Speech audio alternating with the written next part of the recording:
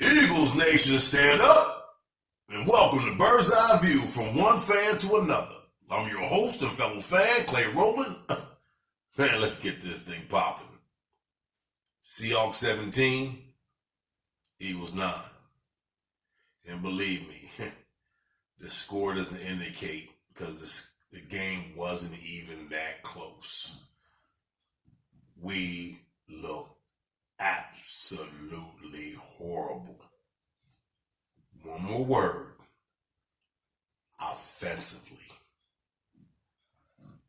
I mean, this is bad. I mean, this really reminded me of last week's game against the Patriots.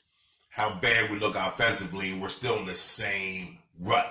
Only difference this week is that we had 5 turnovers. 5. 2 fumbles by Wentz, 2 interceptions by Wentz, 1 fumble by Goddard. Just a horrible game offensively. Matter of fact, both offenses didn't look good at all. But anyway, let's get right to it. Let me start where I always start, with my pathetic offense. Horrible. And don't get me wrong. I understand that we are down major weapons. Matter of fact, this game, no Alshon Jeffrey, no Jordan Howard. I understand that. And the receivers we had were, let's be honest, these guys aren't good enough to start in the National Football League at all.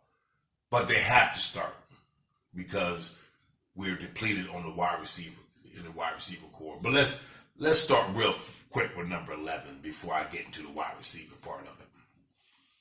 He played bad, let's be honest. He played absolutely horrible. I mean, I remember the pass in the flat right at the goal line. I mean, if it hits Miles Sanders in stride, it was a 5-yard pass. Hits Miles Sanders, Miles walks into the end zone. He missed that pass. How do you miss that pass? How do you miss it?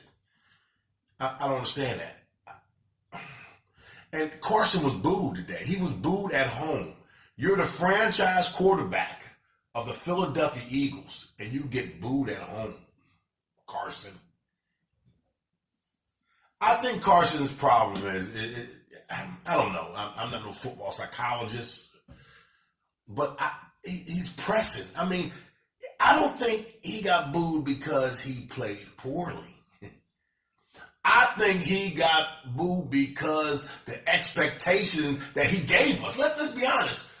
2 years ago, this guy should have been the MVP of the league if he would have got hurt against the Rams that year. So our expectations for Carson are high. In the offseason, we let Nick Foles go. You know, Nick Foles brought us the first Super Bowl ring to Philly. We let him go. We keep Carson, which I thought was the right move. You know, and I stick by it. I still think it was the right move to make because you already designated Carson as your franchise quarterback, and he did nothing up to that point to say he shouldn't be. But the way he's playing right now, the last 2 games, my goodness, just horrible. I mean, he's not even the leader. He's not even leading.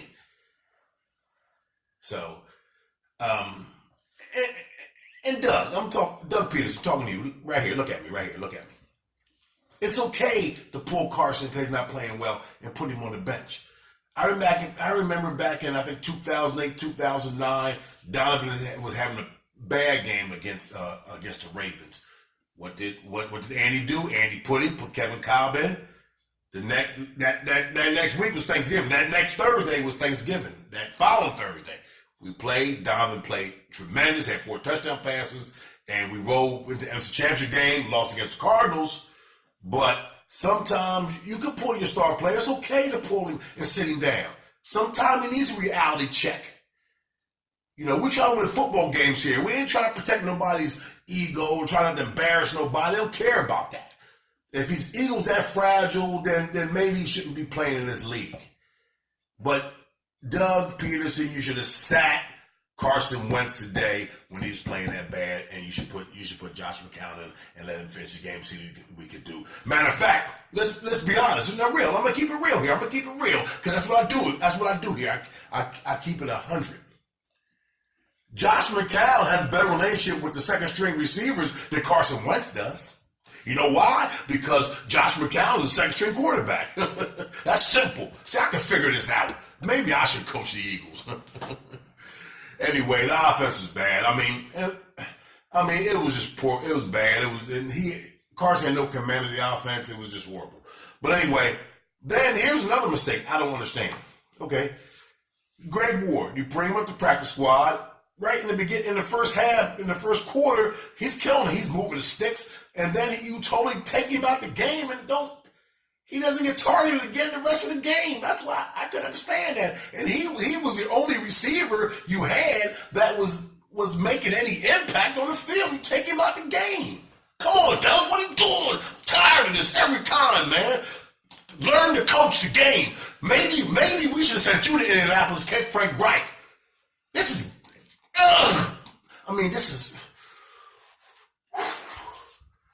the offense is bad. The play call's bad, and I know you ain't got your weapons you need to call the game you need to call, but that's what's called being a coach in the National Football League. It's called adapting and adjusting, something that you don't seem to be able to do. If everything laid on the platter is cool, Doug, you go with the roll, but as soon as it gets a little adversity, you crumble. I need a head football coach to coach this team, period. Okay? Now, I've been keeping my calm the last couple of weeks, but this is terrible. This is horrible. This was horrible football today. Horrible offensive football. And you're to blame. You and Mike Groh and Duke Staley. Look in the mirror. It's your fault. You should have sat Carson today when he played that bad. Reality check. We're trying to win football games. We don't want to embarrass Carson. We don't want to hurt his ego. Care less about his ego. Trying to win football games. Period. All right? Get it together. Or pack your bag, you can go. You know how we do it in Philly. You can pack your bags and hit the road. You can go be assistant offensive coordinator with Chip Kelly at UCLA, and both y'all get fired from there too. You hear that? Ain't playing, this ain't no joke. Get real, Doug. Offensive line was horrible today. Got pushed on the field. Vitae, why is he even in the league? I mean, the guy just blew you up.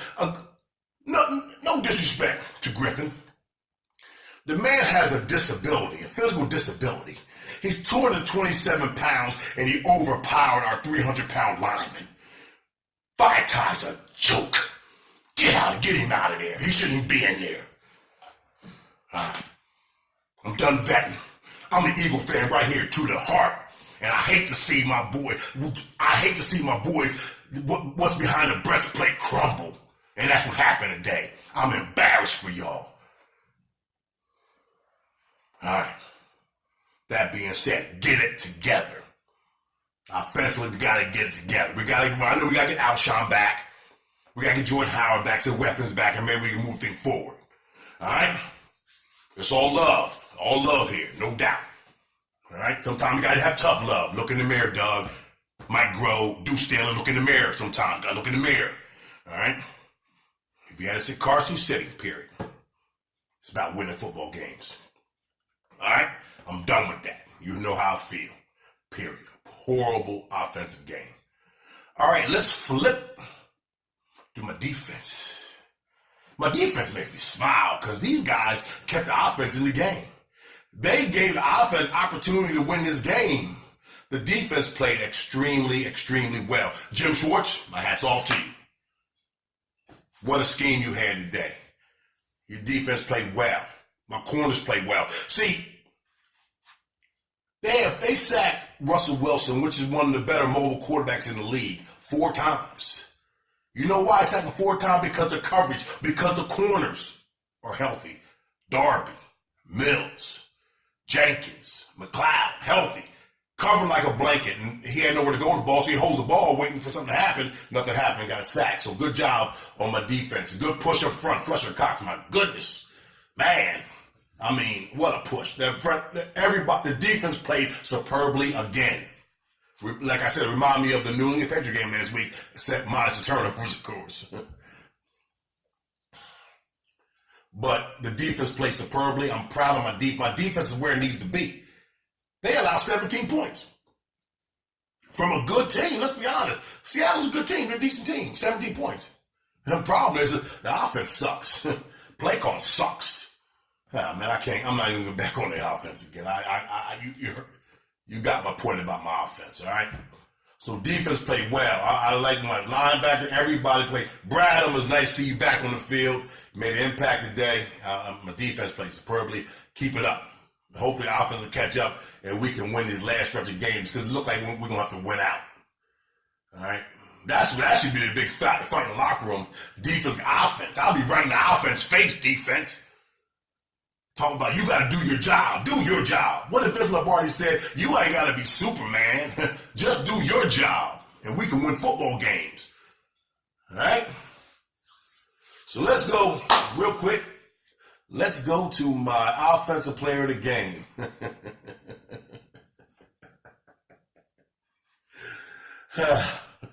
Let's give the Russell Wilson offensive player of the game. He was able to come into the link and manage enough points to beat him, so I'll give it to Russell Wilson.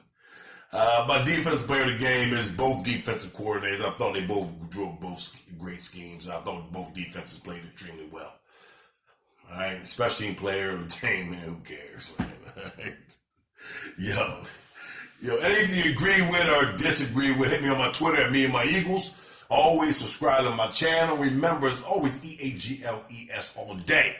So what we got? Next week, we go to Miami. We play the Dolphins, okay? Look, guys, look. This is not a vacation. This ain't about South Beach hanging out. This is about beating the Dolphins and trying to keep this thing moving, all right? So try hopefully get back on track, play a team of lesser talent or lesser capabilities in the Dolphins. So that's next week is 1 p.m. on Fox next Sunday. Hopefully, and they can get their stuff together and get this W because we ended the day where we started the day with the Dallas Cowboys. We're still game behind them because Dallas lost to New England, which I predicted that would happen. They only managed 3 field goals. The East is sad. Let's be honest. East is sad. People are all doing. Hold on. This is funny. All doing the Eagle game. Plus the Cowboys fan texted me, Wentz looks horrible. Well. Dak didn't manage much more offense than Wentz did. It crashed me up. They text me before they play. They text me before they play the Patriots.